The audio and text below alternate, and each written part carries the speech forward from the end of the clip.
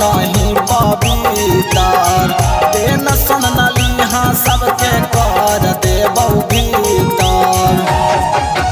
जहिया हमर पति के सीएम चुनैतौ गे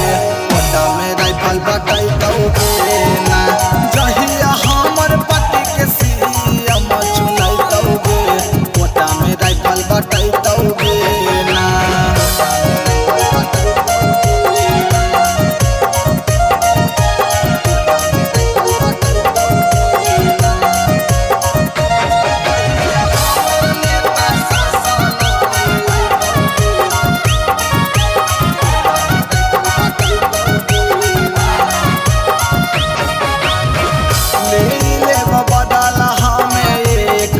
मर्डर के मार देव गोली सीधे घरा पर चढ़ के बदल हमें एक मर्डर के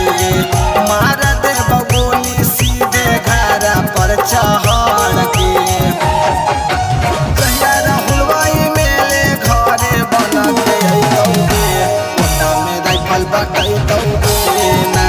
जहिया राहुल भाई मेरे घरे बन के अइतौ गे कोटा में राइफल बटैतौ गे ना। माही रिकॉर्डिंग स्टूडियो बिहार शरीफ।